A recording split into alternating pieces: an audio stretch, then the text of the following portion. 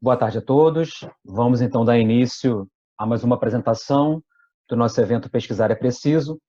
Esse evento que, durante nosso período de isolamento e distanciamento social, a Pró-Reitoria de Pós-Graduação, Pesquisa e Inovação tem organizado sobre os projetos de pesquisa e temáticas de pesquisa da nossa universidade.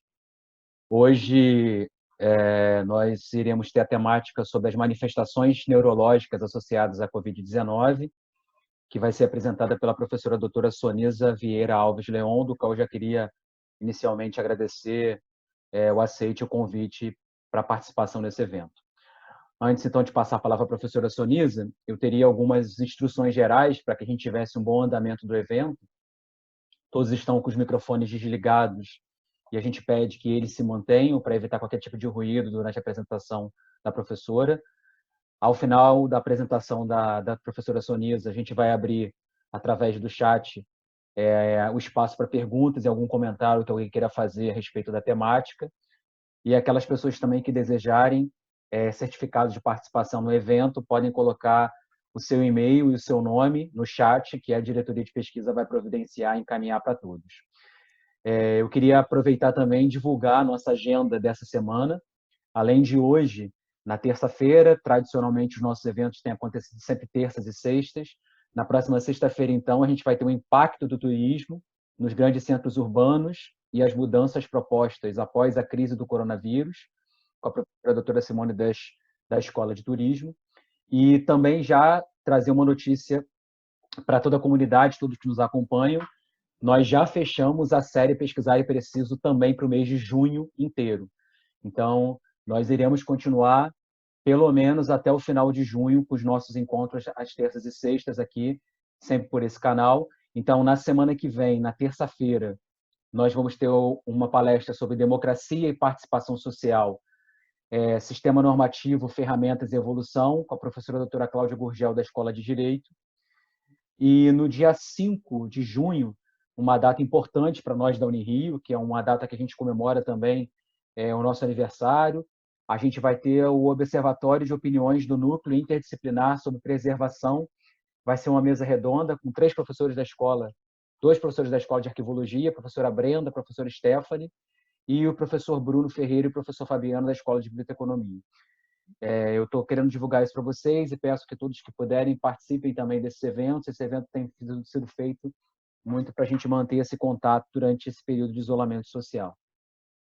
Eu queria, então, agora passar a palavra para a professora Sonisa. A professora Sonisa é professora titular de Neurologia da Unirio, pesquisadora produtividade do CNPq e cientista do nosso estado pela FAPERJ, membro da coordenação científica também na área da saúde da FAPERJ e coordenadora do Laboratório de Neurociência Translacional da Unirio, sendo docente permanente, onde foi coordenadora do Programa de Pós-Graduação em Neurologia da Unirio, e também docente do Programa de Pós-Graduação em Clínica Médica da UFRJ. Como médica pesquisadora do Hospital Universitário Clementino da Fraga Filho, da UFRJ, criou o Programa de Epilepsia, a Unidade de Doenças Desmielinizadas, Inflamatória do Sistema Nervoso Central, e coordena a Unidade de Pesquisas Clínicas, vinculada à Rede Nacional de Pesquisas Clínicas. Tem se dedicado a diversas temáticas, mas principalmente a neuroimunogenética, neuroinflamação, esclerose múltipla, neuroimagem, esclerose múltipla, neuromielite óptica e estudos translacionais de doenças neurodegenerativas como Alzheimer e Parkinson. Sonisa, eu queria então passar a palavra para você e agradecer muito a sua disponibilidade em participar desse evento conosco. Obrigada, Anderson. Obrigada à Pró-Reitoria por essa oportunidade, e obrigada a quem está nos assistindo, quem veio para essa live. E o tema é extremamente importante, porque a gente está vivendo essa pandemia agora, e eu acho que o papel da universidade é buscar essa pesquisa para responder perguntas que ainda não foram respondidas, e eu acho que nós vamos falar sobre isso agora, né? O que nós estamos fazendo e como o sistema nervoso é acometido. Sempre que se vê uma pandemia, como aconteceu na Zika, na chikungunya, na dengue, nós neurologistas ficamos atentos para a possibilidade de você ter um vírus com neurotropismo que invada o sistema nervoso diretamente, ou que muitas vezes ele seja o gatilho para manifestações neurológicas. imunomediadas ou para o aparecimento de condições autoimunes a médio e longo prazo. Não foi diferente com essa pandemia, né? Desde que ela começou, a gente vem pensando e investigando como é que o sistema nervoso vem sendo acometido. E é sobre isso que nós vamos falar. Por que nós precisamos pesquisar, né? Hoje a ciência realmente vem sendo tão atacada e o quanto ela é importante para nós entendermos tudo isso que vem acontecendo. Eu vou falar da nossa agenda em cima desse gráfico que mostrou hoje pela manhã, dia 26, 5.495.000 indivíduos infectados. Então, nós vamos falar do neurotropismo do Covid-19, como é que a gente pode identificar essas manifestações neurológicas e o quanto nós precisamos, na pesquisa, entender de que forma nós podemos conduzir esses pacientes muito antes deles atingirem um respirador. Eu acho que esse é o grande desafio. A gente está falando em respirador, mas existem uma série de fenômenos que, monitorados adequadamente, podem evitar que esse paciente vá para o respirador ou que ele vá em condições muito melhores. Então, acho que quando a gente fala em sistema nervoso, em neurotropismo, em manifestação neurológica, nós estamos falando de uma linha do tempo de aprendizado extremamente importante com o Covid, que deu quase 8.000 artigos nos últimos 2 meses, 3 meses na literatura. Então, é muita informação, é muita coisa nova e a gente precisa digerir isso tudo e pesquisar também. No Brasil, nossa curva está em elevação. Nós temos hoje 2 grupos de trabalho bem robustos no Rio de Janeiro, pesquisando as manifestações neurológicas. Nós não temos ainda esses casos reunidos, então eu vou falar do que já existe na literatura e alguma coisa que a gente já tenha visto também na prática clínica. Em março desse ano, nós tivemos o primeiro caso de encefalite. Como eu falei, nós neurologistas estamos esperando quando que essas manifestações neurológicas iriam começar. E no hospital de Beijing houve o primeiro caso de um paciente de 56 anos, de um quadro de encefalite pelo coronavírus, cuja manifestação foi de uma síndrome mental, de uma encefalopatia, e esse paciente tinha o PCR no líquor positivo, mas não tinha no sangue periférico a confirmação da doença. Então, o que nós vemos nos quadros hoje neurológicos? Cada vez mais encefalite, encefalomielite e essas manifestações do sistema nervoso central vão requerer um diagnóstico diferencial com Covid-19. Então, nós temos pacientes que chegam com manifestações infecciosas e evoluem para manifestação neurológica, mas muitos pacientes chegam primariamente com uma manifestação do sistema nervoso, como foi esse caso. Ele apresentou um quadro de uma encefalopatia e foi internado e investigado com exame de líquor, exame de imagem, mostrando, então, confirmando essa alteração. Nessa época, haviam 98.000 casos no mundo. Eram 98.800 casos em 6 de março, quando esse caso foi relatado. E aí vem a seguinte pergunta: com tantos pacientes no mundo todo fazendo infecção pela Covid-19, com milhares de pessoas sendo infectadas, por que tantos são assintomáticos? Por que nós temos pacientes sintomáticos, levemente sintomáticos? E por que nós temos uma parcela onde o sistema nervoso é acometido? A pesquisa ajuda a responder essas perguntas. Provavelmente nós temos uma suscetibilidade genética individual que vai levar essas milhares de pessoas infectadas pela Covid-19 a apresentarem, às vezes, nenhuma sintomatologia, ou uma sintomatologia leve, ou um acometimento neurológico.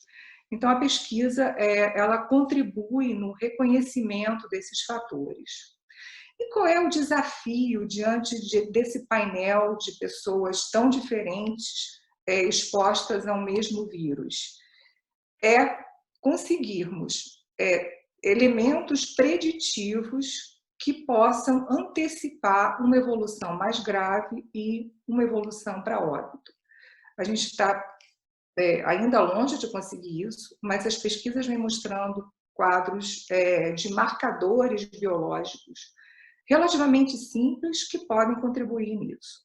Então, chama a atenção 98 mil casos no mundo e nós temos somente o primeiro caso de encefalite em 98 mil pacientes investigados.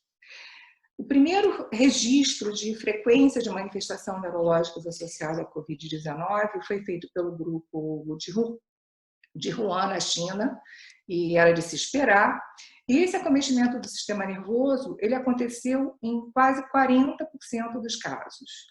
Então, de 214 indivíduos infectados, 36,4% tinham manifestações do sistema nervoso. E o acometimento mais grave foi do sistema nervoso central. Então, nós vemos que desses 36%, 30% tinham acometimento central, do encéfalo e da medula espinhal. E se nós olharmos os quadros de maior gravidade e os quadros de menor gravidade desse grupo de pacientes de Wuhan, nós vemos que a alteração da consciência, a doença cerebrovascular, AVC isquêmico e AVC hemorrágico, assim como doença músculo-esquelética, foram significativamente associados a um pior prognóstico. Então, o sistema nervoso, quando ele entra nesse acometimento, ele é um fator preditivo de maior gravidade de evolução da doença. Ainda olhando o grupo de Wuhan, porque eles têm a maior coorte primeira a ser investigada em relação à frequência, os casos mais graves, onde o sistema nervoso estava acometido de uma maneira geral, numa análise de regressão logística, ficou em torno de 45% e 6 pacientes tiveram quadros cerebrovasculares, 5 isquêmicos e um quadro de hemorragia cerebral. Com 14% de alteração de consciência, quadros de encefalopatia do tipo delírio, confusão mental, distúrbio de comportamento também vem sendo visto, foi visto por eles e vem sendo visto na rotina hoje de investigação e de acompanhamento dos pacientes aqui no Rio de Janeiro e no Brasil, e quadros de lesão músculo-esquelética.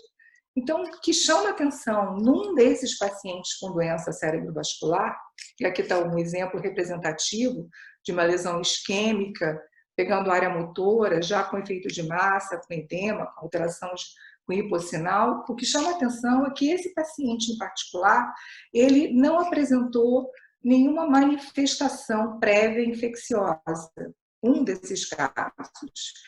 E na medida em que ele evoluiu para uma forma grave, com pneumonia, foi feita uma tomografia de tórax e o diagnóstico de Covid veio pela tomografia, ele foi pesquisado depois dessa tomografia. O que chama atenção, de novo, para o fato de que acidente vascular cerebral hoje, principalmente em pacientes mais jovens, sem fatores de risco, tem que também descer com a imagem de tomografia ou de ressonância, investigar pulmão, porque um dos diagnósticos diferenciais vem sendo a Covid-19. Vamos olhar, e a gente está falando de busca de fatores preditivos que podem nos ajudar a nos anteciparmos a uma evolução mais grave. De todos os exames que foram feitos nesses pacientes, com manifestação neurológica, sem manifestação neurológica, com quadros graves e com quadros menos graves, o que chama atenção? A diminuição de plaqueta, uma plaquetopenia, foi associado como elemento preditivo, associado a maior gravidade no acometimento do sistema nervoso. E aí começou a se ver os fenômenos hematológicos associados à Covid-19, permeando algumas dessas disfunções que acometiam e que acometem o sistema nervoso indiretamente. Junto com esses exames, esse é o primeiro artigo mostrando frequência de várias manifestações neurológicas do grupo de Wuhan. O que chama atenção? o dímero D, a CPK, a desidrogenase lática, alanina, aspartato e nitrogênio têm níveis significativamente diferentes nas formas mais graves da Covid-19. E quando nós falamos em biomarcadores para monitoramento de doença, vamos lembrar que eu falei lá na frente que nem sempre o respirador pode ser a única situação que você pode oferecer para um paciente desse. Muito antes disso, quando o paciente tem uma manifestação infecciosa, onde você tem o diagnóstico da Covid-19, houve uma orientação inicial de se mandar esse paciente para casa, que voltava dias depois, já em insuficiência respiratória e evoluindo para óbito. Por quê?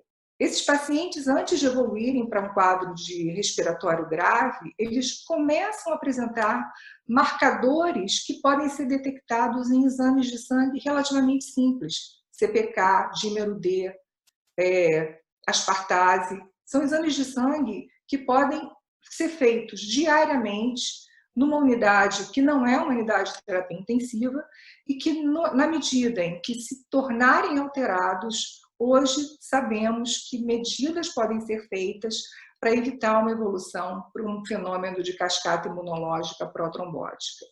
Então, quando nós monitoramos esses pacientes, ao invés de mandarmos para casa e esperar que eles entrem em insuficiência respiratória, nós estamos considerando a possibilidade de intervir de forma preditiva para impactar a evolução da sua doença. E em relação ao sistema nervoso, isso é extremamente importante, como a gente vai ver.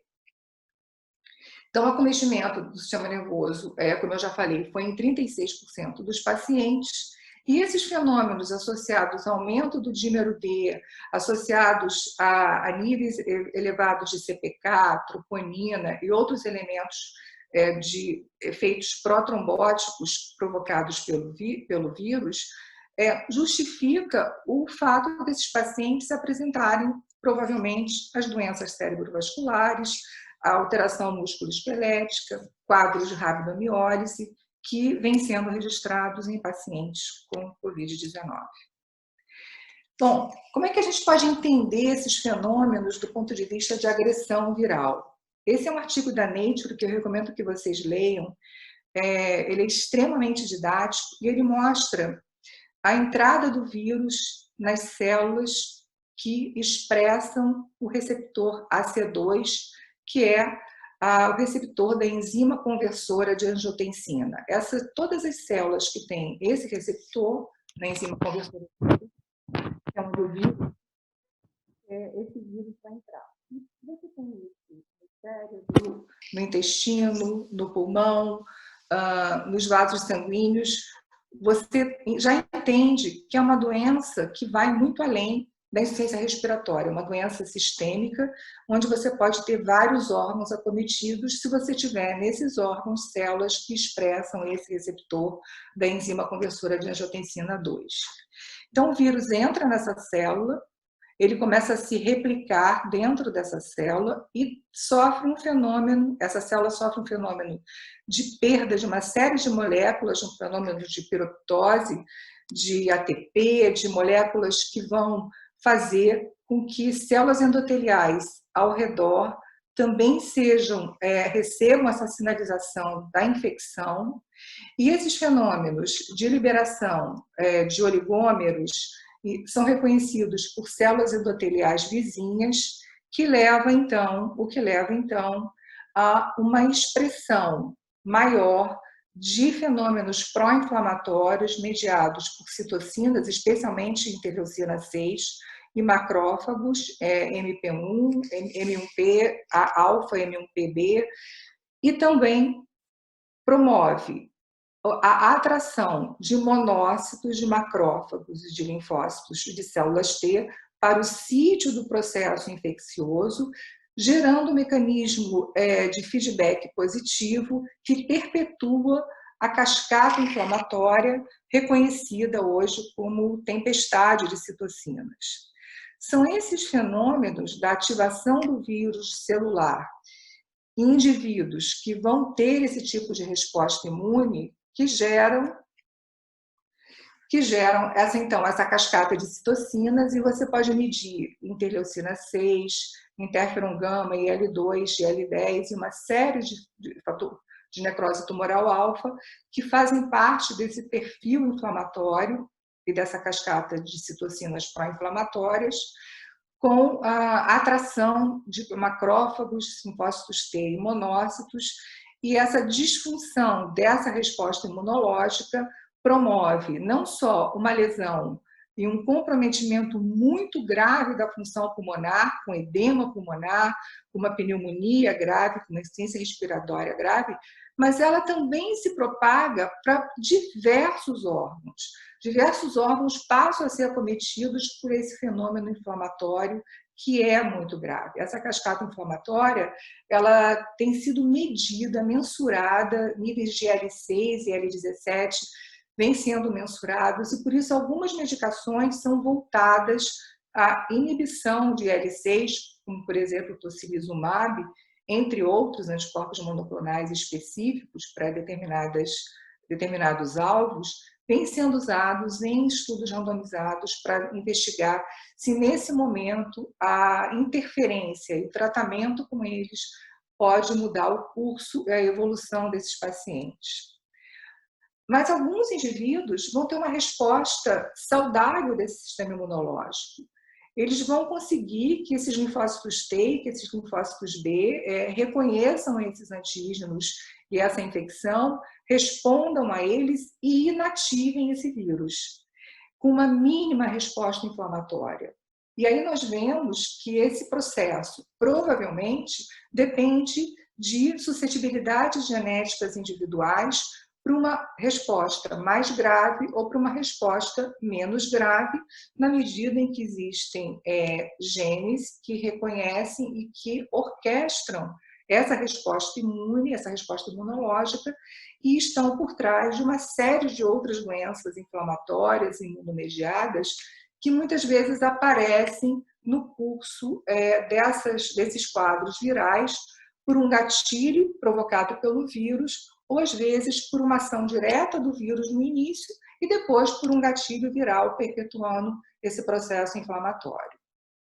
Então, nós vemos o registro dessa cascata pró-inflamatória de citocinas na Covid-19 em diversos estudos, mostrando a participação importante da IL-17 e um potencial alvo de tratamento, a importância do ratio de IL-6 ou de IL-17 com TNF-alfa também nesses fenômenos de maior gravidade da doença. Os pacientes com doença mais grave claramente têm uma maior expressão desse perfil de citocinas pró-inflamatórias, e essa correlação cada vez mais vem sendo estudada em grupos ainda pequenos, mas é um dos objetivos da pesquisa que a gente desenvolve na UFRJ, e também investigar e identificar quais são aqueles indivíduos com maior suscetibilidade para desenvolver esse fenômeno tão mais grave. Mas vamos para a vida real. A gente está falando de pesquisa e ainda, na prática, nós podemos usar alguns desses elementos no dia a dia. Esse artigo também é bem interessante, do Pujameta, que é um indiano. Ele mostra que nós podemos aplicar um algoritmo dessa escala de fatores, dessa escala que mede temperatura, a presença ou não de organomegalia, de triglicerídeos, de fibrinogênio, de ferritina e de níveis plasmáticos de TGO, TGP, que são relativamente simples, associar isso com ferritina e também com, deixa eu tirar daqui, com plaquetas e esse score H, então, associado a esses três elementos, pode ser um fator preditivo de intervenção e de você identificar um paciente com chance de uma evolução mais grave, quando ainda ele não apresenta manifestações correndo riscos maiores de morbidade. Então, a gente está falando de biomarcadores e de marcadores hematológicos que são viáveis na prática clínica.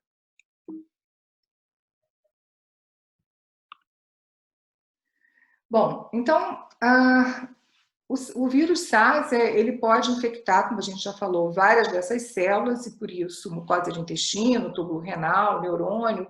Essa via pode ser por via hematogênica ou por propagação neural.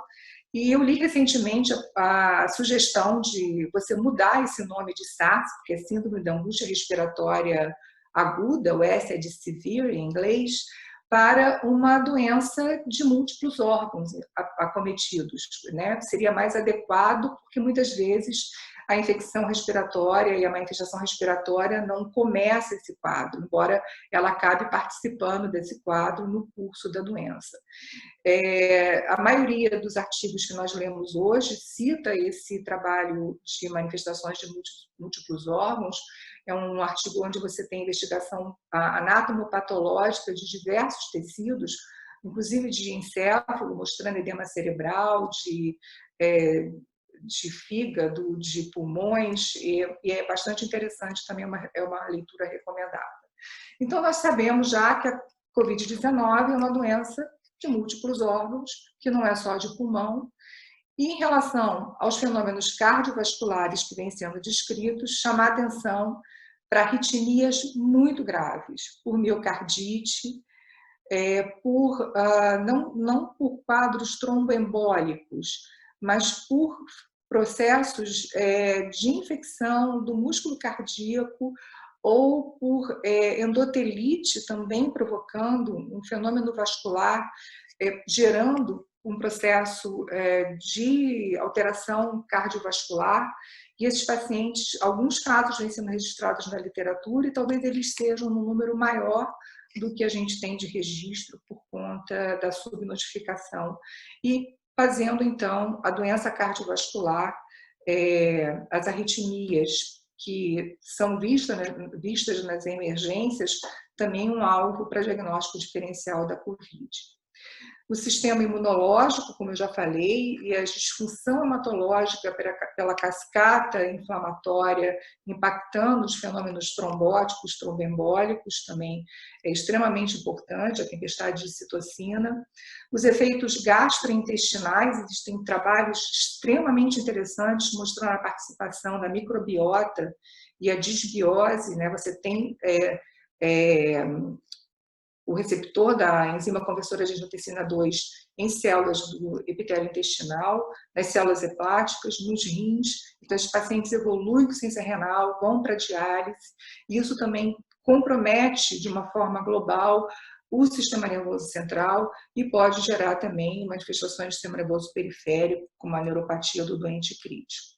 Recentemente, e isso vem acontecendo nas manifestações por diferentes vírus, Kawasaki, que é uma doença extremamente grave em criança, é uma doença que promove uma vasculite grave com exantema. Esses pacientes podem evoluir, se não tratados e não diagnosticados corretamente, tratados com imunomoduladores, com supressores, que podem ter uma evolução fatal. Quadros de Kawasaki em crianças vêm sendo relatados cada vez mais associados à Covid-19, mostrando que esses fenômenos de suscetibilidade genética para determinadas doenças, onde a gente não conhecia a etiologia, eles podem ter como gatilho alguns vírus. E entendendo essa biologia, isso também ajuda todos nós a entendermos a fisiopatologia e a patogenia de doenças de etiologia ainda desconhecida. Bom, então vamos falar do sistema nervoso, porque essa ligação com outros órgãos ela é extremamente importante do ponto de vista do exame neurológico e do acometimento do sistema nervoso. E o vírus, ele provavelmente invade o sistema nervoso, ele é um vírus aéreo, ele invade o sistema nervoso por meio da lâmina crivosa do etimoide. Aqui nós temos o bulbo olfatório, né, deitado em cima da lâmina crivosa do etimoide. Então, por essa lâmina, pela inalação, esse vírus atinge o bulbo olfatório, o nervo olfatório, chegando então ao tálamo, ao tronco cerebral, e pode, por uma ação transsináptica, afetar diretamente neurônios e afetar diretamente o encéfalo, levando à encefalite. Outra forma é você ter uma infecção pela Covid-19 por via hematológica. Esse paciente, você tem uma migração desse vírus para a via sanguínea e ele passa, então, a transitar por diversas regiões por via hematogênica. Em relação à via transsináptica, é interessante falar de um aspecto que nós temos visto na literatura e que muitas vezes não explica como é que alguns pacientes que estão relativamente bem, inclusive no respirador, não conseguem evoluir bem. Então, esse trânsito transsináptico ele vem sendo mostrado em outros coronavírus, no HIV-67, que é um vírus da bronquite aviária, e provavelmente o acometimento de núcleos autonômicos do trato solitário para o núcleo ambíguo e para o núcleo do trato solitário, eles promovem essa inervação da musculatura lisa,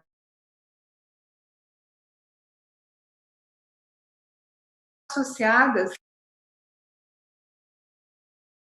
essa doença e de pessoas infectadas, porque você tem uma ação direta nos centros cardiorrespiratórios do tronco cerebral. E aí, mesmo diante de todo o recurso para você melhorar esse drive respiratório, essa insuficiência respiratória, ela não é só primariamente do pulmão, mas ela tem uma origem neurogênica. E essas conexões anatômicas e essa migração do vírus transsináptica justificam esses fenômenos que vêm sendo descritos.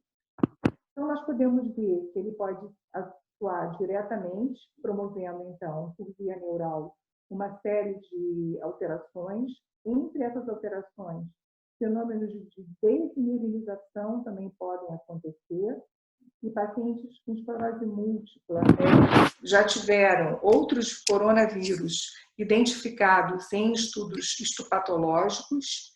Um grupo recentemente publicou um trabalho mostrando isso.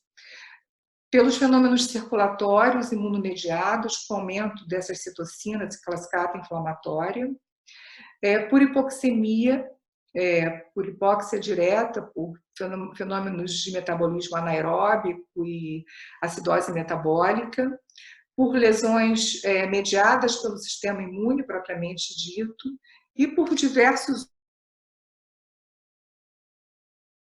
encefalites,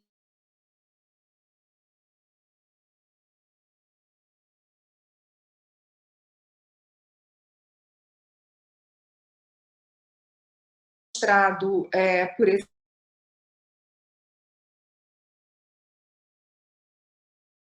quadro infeccioso grave com encefalite, que foi identificada a sequência genômica da Covid, não foi Covid-19, é um COV, no citoplasma de neurônios cerebrais de um paciente que, então, evoluiu de forma grave. Esse neurotropismo de vírus é uma coisa que o nosso grupo persegue há algum tempo. Esse é um trabalho nosso mostrando o tropismo do vírus Zika por determinadas regiões do encéfalo, a replicação viral nos astrócitos e também o tropismo desse vírus por camadas hipocampais, CA1, CA3, giro símbolo e lobo frontal. Nós vamos ver que a maioria desses vírus, Zika, o próprio SARS-CoV, eles têm tropismo por algumas regiões do encéfalo. E esse tropismo, ele meio que se repete, e a gente entender a síndrome neurológica que esses pacientes apresentam ajuda também a pensar no diagnóstico diferencial de Covid-19, principalmente nos casos onde você tem um paciente que não tem manifestações clássicas respiratórias.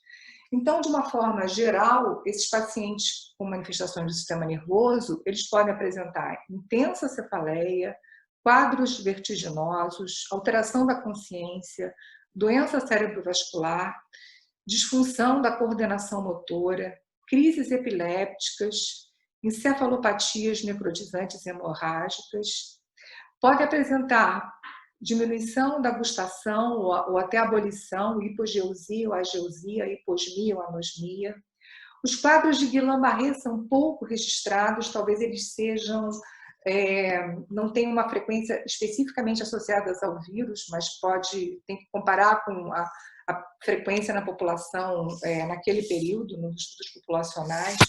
As acroparestesias talvez possam ser justificadas pela entrada do vírus nessa transmissão transsináptica distal, principalmente. Os fenômenos de mialgia, de rhabdomiólise e de alteração de núcleo. Esse é o primeiro caso de encefalite, de meningoencefalite, num paciente que deu entrada sem nenhum evento respiratório prévio, em status epiléticos, com nível de Glasgow 6, com SWAB de orofaringe negativo e que mostrou, eu falei do tropismo pelas estruturas hipocampais, tronco cerebral, um hipersinal de hipocampo, uma alteração hipocampal, crises epilépticas subentrantes, um edema de mucosa, uma sinusite, aqui a nasofaringe registrada na ressonância. E esse líquor foi submetido a exame de líquor, mostrava uma pleocitose leve de 12 células, uma pressão inicial muito alta de 320 milímetros de água e um PCR no líquor positivo para Covid-19. Depois foi feito o CT de pulmão, mostrando a imagem de vidro fosco e foi tratado com ceftriaxone, vancomicina.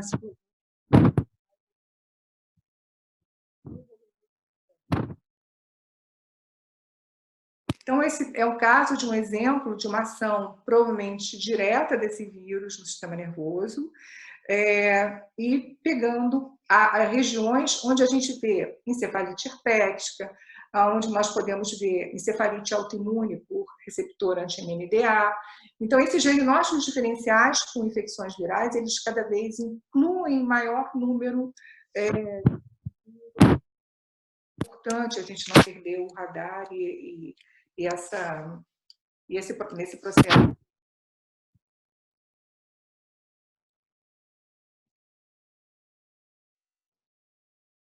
Sonisa, a gente está com um problema no seu fone, no seu áudio aí, eu acho que a gente não está te ouvindo.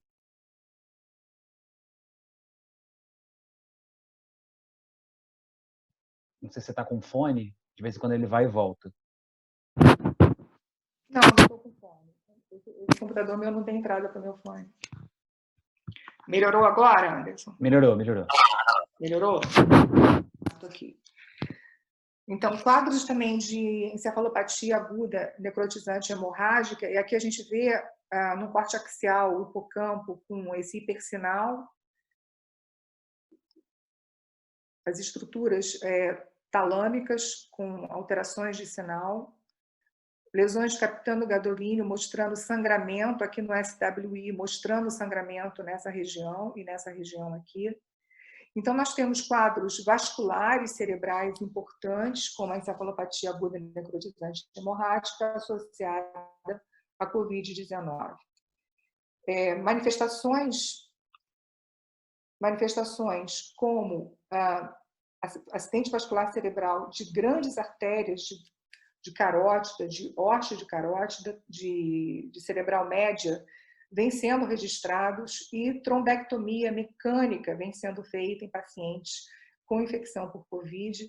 E esses acidentes vasculares cerebrais muito graves, aqui uma área de por sinal importante, com edema, já colabando o ventrículo, desviando a linha média, essas tomografias são feitas depois que esses pacientes já dão entrada com um quadro grave de doença cerebrovascular.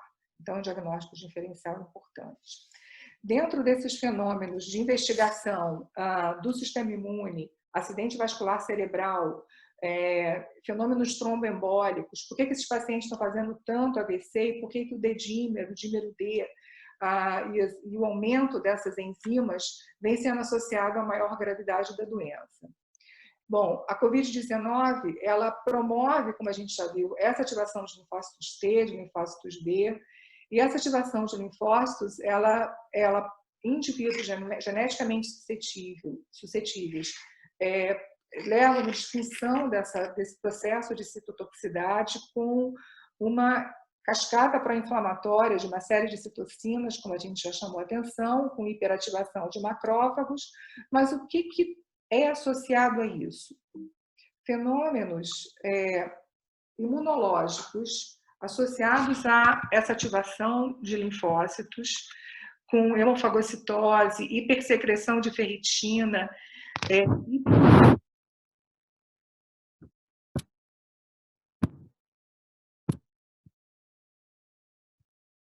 Sonisa, novamente deu um problema no seu áudio aí. Não sei. E agora? Voltou. Voltou? Eu acho que é quando eu mexo nessa janelinha aqui, eu vou deixá-la bem de fora. É porque algumas vezes eu preciso mexer. Bom, então, essa ativação de linfócitos com todo o fenômeno de excesso de liberação de interferon, com uma resposta imunomediada por IL-1 beta, IL-6, TNF-alfa, hemofagocitose, hipersecreção de ferritina, hiperferritinemia. Então, a gente pode dosar ferro nesses pacientes, ferritina, geram fenômenos protrombóticos, aumenta a chance desse paciente fazer trombose venosa central, microtromboembolismo, e isso vem sendo visto nos estudos de patologia em diversos órgãos. Então, esses mecanismos eles podem ser muito bem medidos de forma direta ou indireta pelo D-dímero, pelo dímero D, que vai se elevando e vem se mostrando um bom biomarcador preditivo para intervenções e tratamentos desses pacientes. Bom, eu achei que valia a pena mostrar os achados de necrópsia de pacientes com tromboembolismo venoso associado à COVID. É impressionante a quantidade de microtrombos e trombos grandes associados a esses fenômenos. E aí, essa insuficiência respiratória, ela deixa de ser por um mecanismo viral, inflamatório, onde você tem como atuar com mecanismos melhorando esse drive respiratório, e ela passa a ser algo difícil de você remover, e aí entra o custo-benefício, o risco-benefício de você anticoagular esses pacientes, que vem sendo estudado com muito cuidado para casos específicos, porque essa indicação ela é totalmente individual. Bom, a endotelite, a infecção de células endoteliais, ela provavelmente está associada à coagulação intravascular disseminada e os acidentes vasculares cerebrais. Esses quadros de endotelite, de infecção de endotélio, e com elevação de D-dímero, dímero elevado, 71 dos pacientes que não sobreviveram e que tiveram um quadro de coagulação intravascular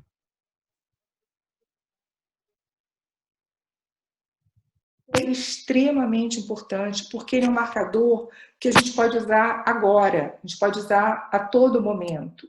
É o que eu falei, antes de você se preocupar só com o respirador, que tem que realmente ter, você tem outros mecanismos de monitoramento dos pacientes que podem contribuir muito para diminuir a gravidade, a morbidade deles. Esse é um caso que foi apresentado no Congresso Europeu de Neurologia, paciente de 53 anos, com uma pneumonia por Covid, e que apresentou uma lesão, um infarto, um trombo de carótida extremamente grave, provocando um infarto hemisférico cerebral à direita, e que foi para trombectomia mecânica. Imagina, a gente jamais imaginou, nós neurologistas, usarmos trombectomia mecânica em pacientes com Covid-19, com acidente vascular cerebral, abrindo o seu quadro, ou pelo menos fazendo parte precoce da sua manifestação neurológica. Então, de uma forma geral, a gente tem as manifestações não imunes, as manifestações imunológicas, e essas manifestações elas vão fazer parte desse diagnóstico de acometimento do sistema nervoso. Então, nós temos aqui as encefalites, nós temos os quadros de Guillain-Barré, cuja relação de causa e efeito ainda vem sendo estudada. Nós temos os quadros de encefalopatia necrotizante aguda. Nós temos os casos de, provavelmente, manifestações desmielinizantes, que talvez não estejam sendo vistas. e manifestações neuromusculares. Esse é o artigo que eu falei para vocês, que chama atenção para o fato de você ter já quadros de coronavírus, de antígenos virais do corona encontrados em pacientes com esclerose múltipla, e esse talvez possa ser um gatilho para daqui a algum tempo pacientes terem mais doenças autoimunes. Então, a gente está vendo a fase aguda desse processo, mas esses gatilhos imunológicos, eles deixam uma memória nesse sistema imune, que daqui a algum tempo esse paciente pode ser geneticamente suscetível, ter mais risco de desenvolver uma dessas doenças imunomediadas. Bom, só para lembrar que nós temos uma série de infecções por zika, dengue, chikungunya, que acometem o sistema nervoso central de uma forma a gerar quadros de encefalite, encefalomielite aguda disseminada. E agora a gente tem também, somando-se a isso, a Covid-19, o SARS-CoV-2, como um elemento de risco para que esses pacientes também desenvolvam quadros de desmielinização, e a gente precisa estar atento a isso. Vamos falar em pesquisa, já estou terminando. Como é que a gente está fazendo pesquisa na Unirio, lá na UFRJ, em relação à Covid-19? Nós temos um laboratório, o Laboratório de Neurociência Translacional, no Instituto Biomédico, e nós temos um projeto que está em plataformas internacionais, que é a busca de biomarcadores. Nós somos um dos 4 projetos registrados para a busca de biomarcadores imunológicos e de suscetibilidade genética associadas à Covid-19.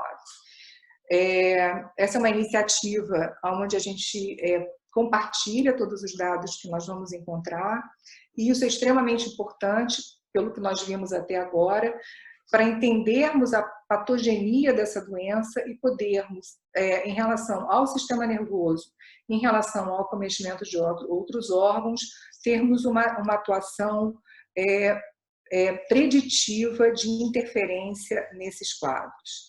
Então, o nosso projeto de pesquisa é investigar esses mecanismos patogênicos e investigar esses biomarcadores inflamatórios, imunológicos, de suscetibilidade genética, em vias relacionadas a essa resposta imunológica, que a gente já viu o quanto é importante, aos mecanismos de invasão, de resistência do vírus, que nós também vimos que varia de indivíduo para indivíduo. Um indivíduo vai responder e vai conseguir deletar essa replicação viral, interromper essa replicação viral, outros não vão conseguir, assim como a resposta terapêutica, que também parece ser individual. Se a gente pensar em oncologia, em câncer, eles usam há muitos anos biomarcadores, né? Vários biomarcadores são associados para a imunoterapia do câncer, para a decisão de tratamento, que tipo de tratamento eu vou fazer num paciente que tem esse ou aquele biomarcador. Em transplantes de órgãos também são analisados uma série de biomarcadores. E na Covid-19, nós podemos também analisar uma série de biomarcadores, IL-6, TNF-alfa, interferon-gama, IL-8, IL-17, que nós vimos lá atrás, que estão associados à maior gravidade da doença, que estão associados à cascata inflamatória, e fenômenos pró-inflamatórios do sistema nervoso e fenômenos pró-trombóticos, gerando doença cerebrovascular e outras doenças tromboembólicas, pegando o pulmão e outros órgãos. Bom, então o acometimento do sistema nervoso ele está associado às formas graves, né? E aonde tiver o receptor, né, da enzima conversora de angiotensina 2, que está presente no encéfalo, a gente pode ter a invasão do vírus na célula.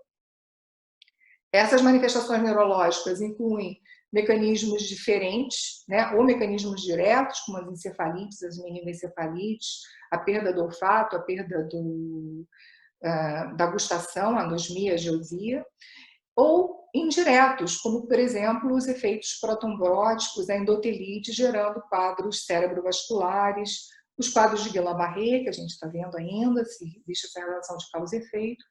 E nos efeitos a longo prazo, como eu já disse, a gente pode ter talvez o maior risco para doenças autoimunes, para doenças neurodegenerativas. Vamos lembrar que a gripe espanhola foi uma das causas dos parkinsonismos pós-encefalite. pacientes com doença de Parkinson pós-encefalite.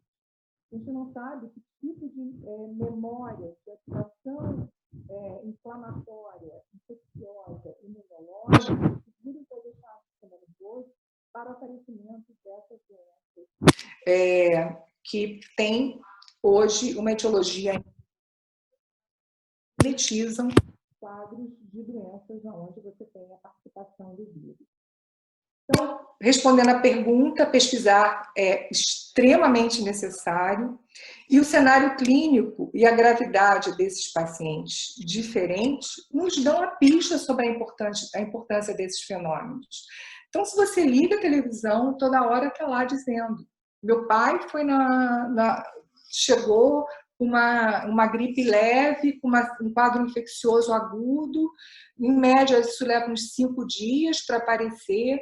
Aí mandaram ele para casa, a evolução clínica foi favorável, mas outros têm alta sem a pesquisa de nenhum desses marcadores que estão disponíveis.